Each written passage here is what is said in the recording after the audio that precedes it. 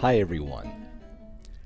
At this time of the year, as we approach the first Sunday following the great and holy feast of Pentecost, we come upon the last feast that is listed in the book of 50s known as the Pentecostarian. Now this particular Sunday, the first Sunday after Pentecost, is dedicated to all saints. And because this series is dedicated to hidden saints, those who most people don't know much about, or even those that they've heard their names but still don't know much about, it's important to add this to our roster because it includes everyone who has ever participated in the perfection of the Lord. Now, this particular feast is very, very ancient, probably going back to the 400s or 500s, when in particular it was known for its celebration of all of the martyrs. But that was about to change when we get to the late 9th century, because at that time there lived an emperor, and his name was Leo VI, who had the appellation the Wise. And he was married to a wonderful empress named Theophania. Now, Theophania was widely recognized as saintly even during her lifetime, and in fact, even though they were in the midst of busy and crazy Constantinople, even Leo recognized her as saintly during her lifetime, and in fact wanted to build a church to her at that time. But she rejected it, as did the church at large. But after her repose, and her funeral took place in the Church of the Holy Apostles, which was near the center of Constantinople, there were many miracles that were worked during her funeral, and people flocked to her relics, and many healings took place at that time. Well, this just spurred Leo on even more, because he was building a new church, and he wanted it to be near the Church of the Holy Apostles, and he also wanted it to be named, now that she was reposed, in honor of his wife, Saint Theophania. Well, he had a change of mind, and the church certainly did also, and rejected this idea as, well, she is just recently reposed, not 3, 4, even 6 or 7 years afterward, and the church felt it was too early to do something like this. So instead, Leo decided to take this celebration of the holy martyrs and expand it. And he brought up the idea to the church that this Sunday should be dedicated to all the saints. And his reasoning was that if indeed Theophania was a saint, that she would be included with all these. Now, the church readily acceded to this request, and so the new church was built and dedicated to all saints. And it's important that many of the fathers of the church from that time forward gladly gave their support to this idea. And in fact, there were a number of reasons they liked it.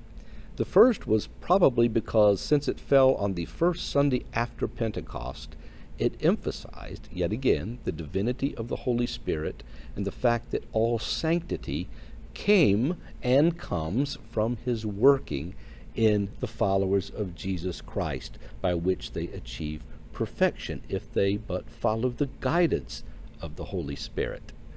The second was that so it could be emphasized that all of the saints, known and unknown, both from the beginning of history, starting with Adam and going all the way through the Old Testament up to the date of the late 800s, and even in future years, and in fact in all of the years that would ever exist in the dispensation of the Lord until the end of time, this Sunday was dedicated to these saints, some who have not even been born yet.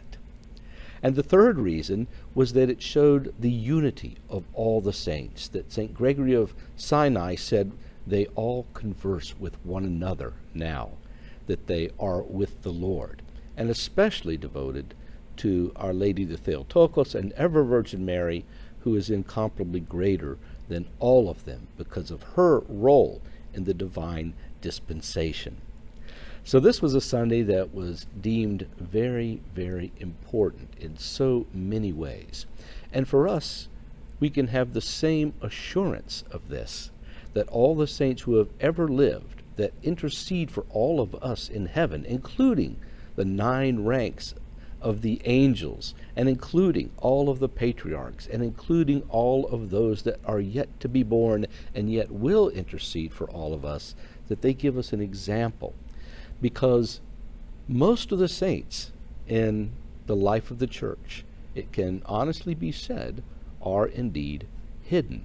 And they're hidden in such a manner that they may never be known.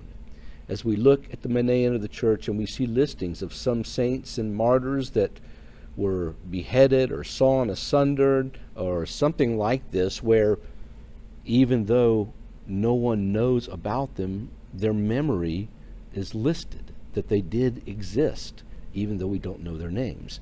And there's probably many, many more whose names will not be revealed.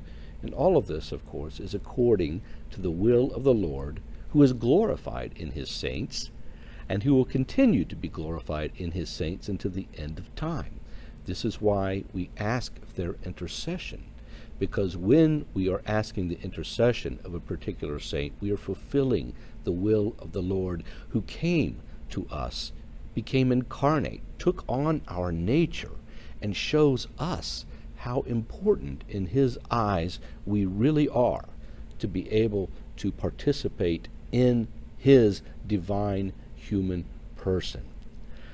This is a tremendous feast of the church, and the one in which we invoke all of the saints from all time. And it should warm the hearts of all of us to know that we have this great cloud of witnesses that is with us constantly, if we will but open our eyes and understand how close they are to us and how much they genuinely want to help us in any way that they can.